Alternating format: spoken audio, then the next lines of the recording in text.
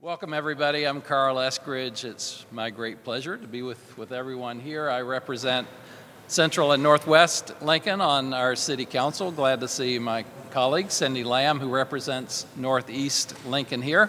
I want to thank everybody for joining us on this occasion as we consider a comprehensive plan for the well-being of Lincoln's most precious resource, our kids.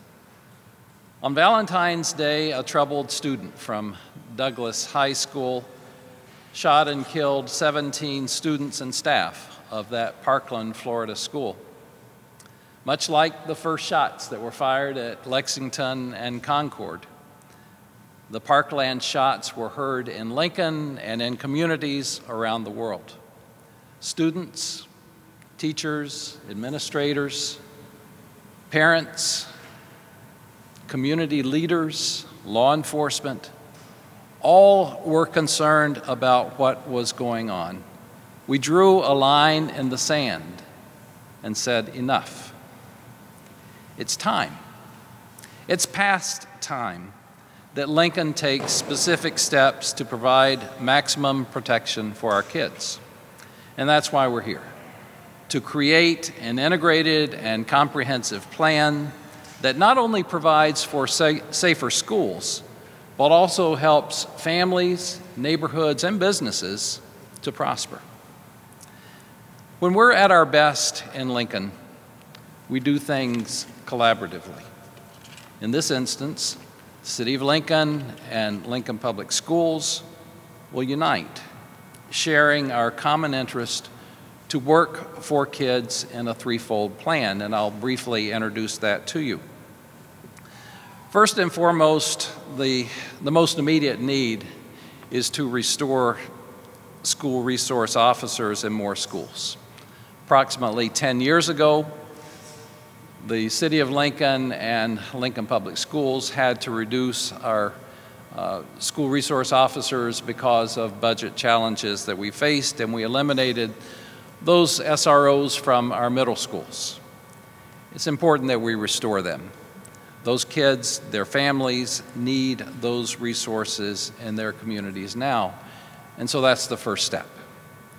Second, we recognize that the real-world challenges that adults and students face every day takes a tremendous toll on emotional health and well-being.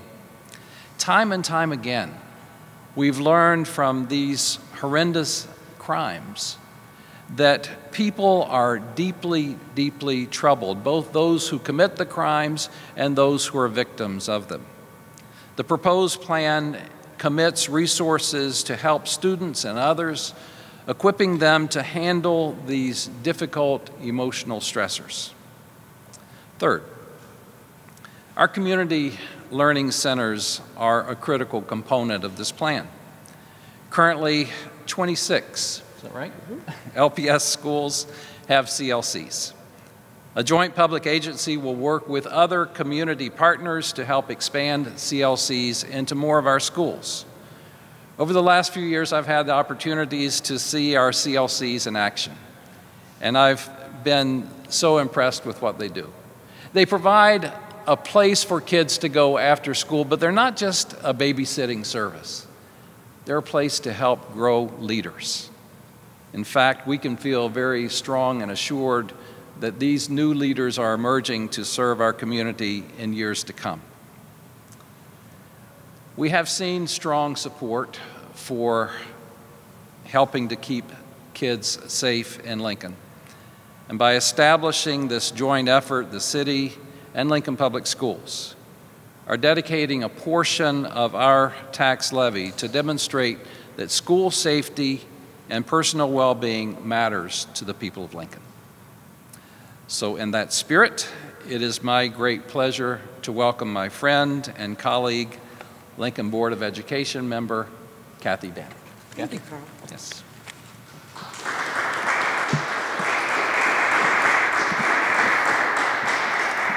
Good morning. We do things best in this city when we do things together. That collaborative message is the message of Lincoln's Community Learning Centers. Through my experience on the Board of Education And as a parent and a mom of professional educators and coaches, I can assure you that the ongoing, sustainable, transparent, and coordinated funding and oversight that here will help Lincoln's children continue to be safe in school while they learn, as they grow, and as they prepare to be our community leaders, whether it's in college, career, and also as productive community members. Our community learning centers currently serve children, families, and neighborhoods through collaborative partnerships. There's a theme here, right? Collaboration. The community learning centers provide a safe place for students before and after school, as well as academic enrichment. And they lead to success for students, and we have the data to show that. These enhanced learning opportunities focus on STEAM and on clubs that some kids may not ever get an opportunity to experience. It's about finding that spark that each child needs to ignite them into their future. With that, I have a story from one of our graduates. His name was Ruben Aguilar, and he graduated in 2017. I had the honor to listen to him give his speech at graduation, and his story was compelling. He had everybody on the stage in tears. This is abbreviated, so if you don't cry, I'll give you the rest of the story later. Freshman year in Texas, I would spend most of my time in-school suspension. When I arrived at Lincoln North Star High School in my sophomore year, I was treated with respect and dignity. People saw past my poor vocabulary, long rebellious hair, pierced up face, sagging pants, and treated me as a genuine kid, not a criminal juvenile like I wanted to be seen as. I wanted to be treated like this way more often. So I began exploring the CLC programs. I met so many teachers and students that were inspiring and motivated to make a better future. I wanted to be just as motivated. I began joining every CLC program to surround myself with more of these people. From after-school programs to spending entire weekends at debate tournaments from sophomore year to senior year, I was finally gifted like the family I had always dreamed of. What probably seemed like small amounts of attention to them turned out to be everything for a kid like me, and it was more than I'd ever thought I could want. I enrolled in Geometry Diff and met Mr. Schwaniger. In this class, I realized I wasn't very good at algebra.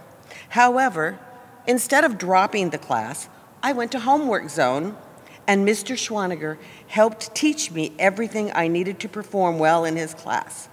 He helped me for so many hours and so many days. I couldn't afford to pay him or give him anything for his services. He helped me from the simple goodness of his heart. Even I probably wouldn't have helped a kid that looked like I used to. He didn't even know the attention he gave me during Homework Zone was my favorite part of the day. I arrived to North Star not knowing what fractions were or how to read a graph. Now I'm studying software engineering at the University of Nebraska, and am the first one in my family to go to college. This is all because I was finally given the attention I had always wanted. See, I have the good fortune on the Lincoln Board of Education to be here long enough to see programs grow just like our CLCs to these 26 schools. I even have my pin from when I got on the board in 2001, and my other pin is a circle of children because they guide my decisions each and every day. Over that time, I've seen the power of CLCs to help children be better students and reach higher achievement.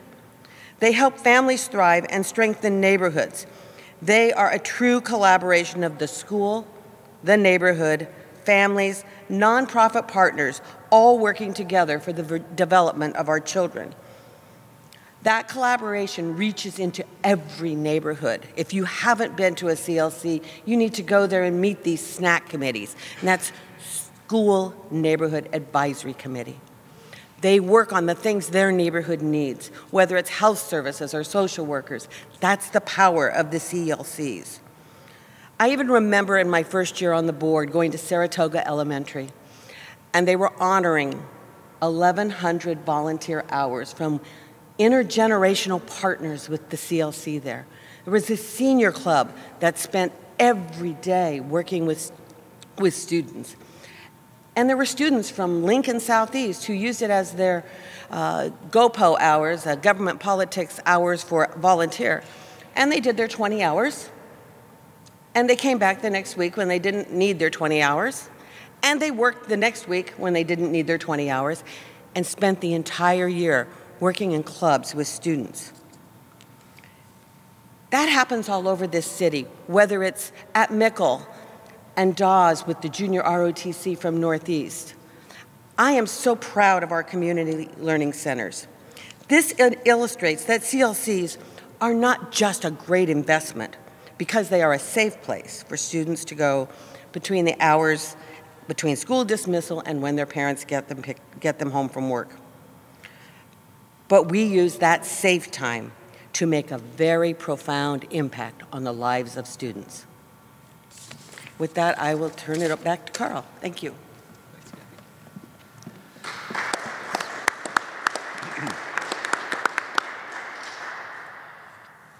We have great people who have served our community for a long time, and the next speaker is Joe Wright, who is currently the Director of Security for Lincoln Public Schools, but served our city with the Lincoln Police Department for many years. Joe? Thank you.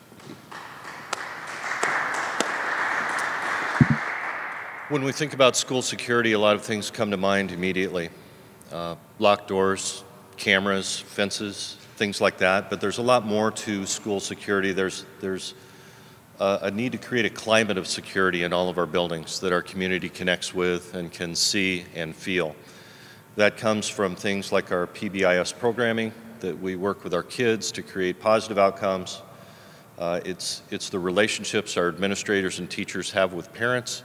It's the relationship our very transparent board has when they talk about difficult items like curriculum changes or bond issues. All those things are key to a community safety and to school safety. The package that's proposed that is looking to promote our safety in schools and the community to the next step it's very holistic, it's comprehensive, and I think it's important to realize how deeply this type of programming goes. If we think about the bad news that has come out of Parkland and we look to the best information we've heard about what really happened there, the information coming from the doctors that treated the suspect in that case indicates that his first real experience with childhood trauma is what sent him down a pathway of violence. He actually witnessed his father die from a heart attack.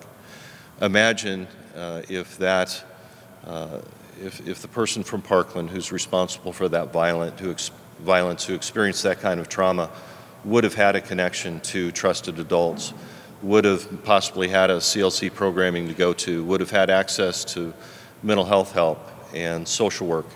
Could he have been taken off that pathway?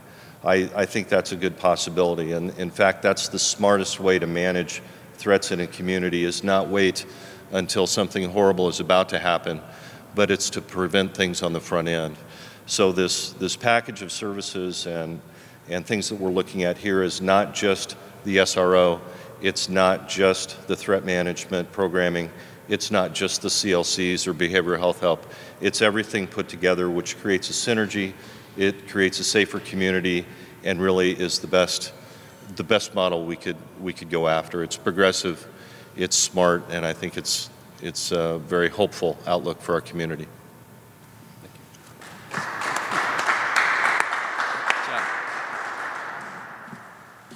And last, our shining star, our police chief, Jeff Bleiemeister. Jeff.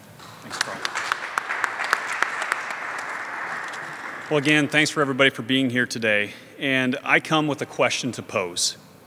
And that is, how can Lincoln improve the safety of our kids, improve their quality of life, and promote success? Complex questions requiring actions on multiple platforms. So first, the school resource officers, and they've been part of the Lincoln Police Department and the Lincoln Public Schools since 1971. Resource officers' presence in our middle schools with the approval of the Safe and Secure Schools Initiative is an opportunity. We can respond to the input of Lincoln and through the JPA enhance security, build relationships, and allow the women and men of LPD to be a partner in addressing the everyday challenges and working to prevent those unthinkable tragedies that we've discussed here today. Resource officers are members of our agency with a passion to serve kids. They have advanced training and they have clearly defined roles distinct from the administrative discipline that will continue to be handled just as it is today by the school officials. Another thing that we have received input on, and we listen to the members of our community who bring all of this forward. Disparity exists in society and the criminal justice system is no different. Our recruitment, vetting practices, policies, training, supervision, and expectations do not tolerate differential treatment. We have been engaged in partnerships with Lincoln Public Schools for years to intercede and prevent an immersion into the criminal justice system. Project Restore, school-based alcohol and drug intervention, Operation Tipping Point. These are evidence-based programs that ensure accountability, positive behavior change through restorative justice practices, but they are not a narrative that we don't want to create.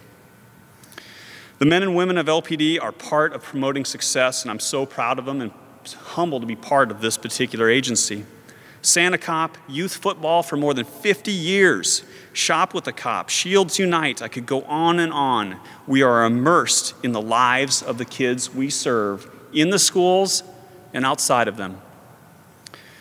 I've been fortunate and blessed to be part of the Boys and Girls Club, a CLC that provides a safe place for kids during the after-school hours when unsupervised activities can find kids in contact with our officers. It isn't childcare as mentioned here today, but measured programs increasing success. So just like LPS, LPD is a partner of the CLCs. And another example of this is the efforts. I talked about Operation Tipping Point. Our gang intervention officer, Matt Baker, who's a civilian, is a partner with the CLCs. He works with and in the CLCs trying to establish a positive pathway outside of the criminal justice system.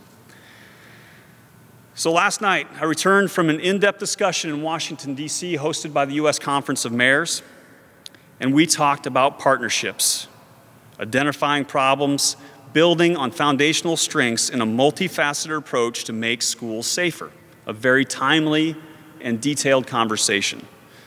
And as I was sitting there listening to these ideologies, that many of which have been discussed since Columbine in 1999, I was proud of Lincoln. We aren't just talking. Mayor Beitler, Dr. Joel, the Lincoln Police Department, community learning centers, and behavioral and mental health professionals are taking action to answer those complex questions. And we should be proud of that.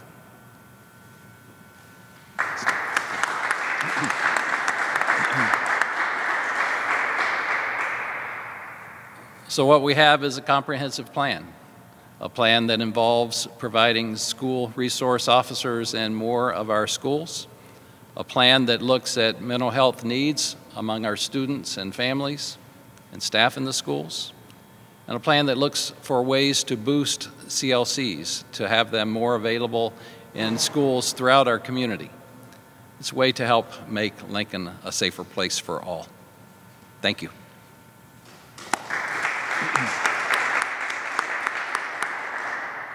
So there may be questions, and we have other staff here who might be able to answer some of your questions as well. Anyone? Currently. If I said it's complicated, that would be a direct answer. They start with 21st century grants, learning grants from the federal government. That's the seed money. It runs for about 5 years in a decreasing format. The challenge becomes keeping that format going.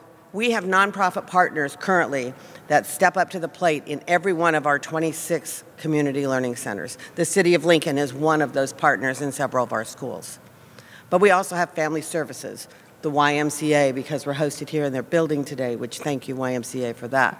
We have partners, let's see, there's North Point Community Church. I know I'm going to forget somebody, so I apologize who I forget. Nola could remember them better than I do. We also have a lot of donations. We have two of them, the Boys and Girls Club and the Nebraska, or Civic Reform Nebraska. Both of them fully fund their CLCs. Both of them. They get the grants, but then they take it on themselves to raise those funds. What makes it hard is as federal grant dollars decrease, the ability to provide CLCs in every school and every neighborhood becomes more difficult. This partnership here may give us an opportunity to expand it across the city. Is that it? Oh. Len, did you want to speak to that at all? I thought that Kathy did a great job of explaining it. When we talk about CLC funding, we talk about a braided funding strategy. Kathy talked a lot about that. It really did start an issue with the federal funding. And then it's a combination of federal money, it's some LPS money, it's some city funds that are part of that, and then it's also local agencies bringing their own funds to the table and also securing additional grants. Part of the strategy really is then braiding that together on a site-by-site basis to get the sites funded. And as Kathy indicated, part of the strength, I think, of this proposal is that it provides an ongoing sustainable funding base that we can build on to attract additional funders and attract additional grants and expand the Community Learning Center initiative to additional schools. There are 26 Community Learning Centers in Lincoln today. There are 32 Title I schools. And so we have 6 schools that aren't served by community learning centers at this point. So part of this strategy is looking forward and providing the opportunity with this base of funding to be able to expand that initiative and serve more kids in the future. Yeah, I'm sorry, Lynn Johnson with Lincoln Parks and Recreation. Okay. Nola? Nola is the director of CLCs in Lincoln, so right. Somebody who really knows what she's talking about. Nola Derby Bennett, CLC director, and I can speak a little bit more to the funding strategy. It really is a braided funding strategy, as Kathy mentioned, and 21st Century is certainly one of those pieces. We also there's Title I funds that are allocated towards community learning center operations. There's a lot of parent fees that are integrated back into the strategy, and so and then we also get some local grants, and we really feel like we have the ability with this commitment from our community to seek national funding opportunities as well, because this would really create a model of efficiency and commitment from our community to the safety and security of our students. So. Thank you. Other questions? Yes. One, there's going to be 12 middle schools, 6 SROs. And so how do you see, what's the primary role of the SRO? Is it protection if something happens, which is what I think some of the parents wanted SROs wanted, or is it a community policing building relationship? And if it's the former, can we do that? We can only have 6 officers for 12 schools. Thanks, Margaret. Good question.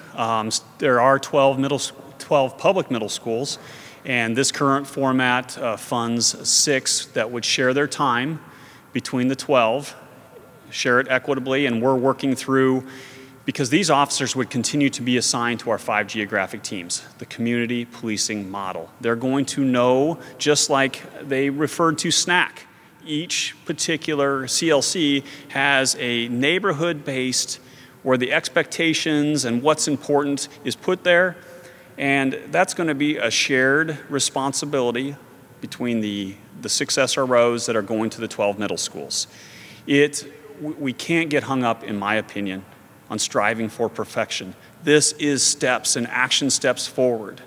So primary responsibility is multifaceted, just like the roles that our officers have every day. They're going to prevent crime from occurring. That's what we want to do, and they're going to do that in a multitude of different ways. They're going to build relationships. Are calls for service going to increase when we put school resource officers in the middle schools? Absolutely. If they don't, I don't believe they're doing their job, because they're building trust, building legitimacy, so these kids, their parents, the faculty can come forward and report things that may otherwise go unreported. So therefore, we can work through those prevention models. Hopefully that answers your question. So it's not primarily an armed person in the school if something bad happens. That's not primary. Correct. Just like our role today for our generalist officers.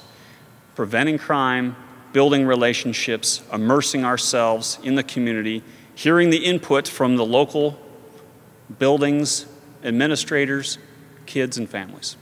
The other question I had, and you touched on it, is some of the concerns are the pipeline. Can you talk a little about that? Have you looked at data locally? And Absolutely. In fact, I've been having lots of conversations. I talked about being in D.C. And so I posed this question to the experts, to national experts that were present there today. Actually, they were just beside themselves that would be part of the conversation, considering what has occurred in Parkland and across the nation. But again, it's an input that we're receiving. I believe that calls for service at the buildings will increase, and statistically we can show that today. I talked today about Project Restore, about school alcohol and drug-based intervention strategies, Operation Tipping Point. All of those have been in place for a long time because we recognize that disparity exists. And we want to prevent kids from diving deeper into the criminal justice system, really preventing crime from occurring and promoting a high quality of life. And we continue to study that. I really believe we have a strong foundation of studying everything that we do. And we'll study calls for service as one. Referrals is probably the more appropriate conversation in this manner. How many referrals are increasing and what are they for? If violent crime occurs, have no doubt we're going to intercede and there will be referrals made. But the remainder is something that we can partner with the LPS, the CLCs, and the community to impact. Other questions? Margaret, one thing I would add to that, at City Council on Monday, we had a former school resource officer there who spoke at the end of the meeting, Officer Ways, and we've heard about him from the community and the positive impact that he's had on the numerous schools that he was involved in, the ways that he has touched individuals' lives, and those stories are remembered, and how he would relate to kids, and then sometimes those kids would grow up to be parents and he'd relate to their kids, and just seeing those kinds of positive interactions between the school resource officer and the students in the schools is the kind of model, I know as a city council person, I would like to see. Any other questions? Seeing none, we're sold. Thank you. Great day.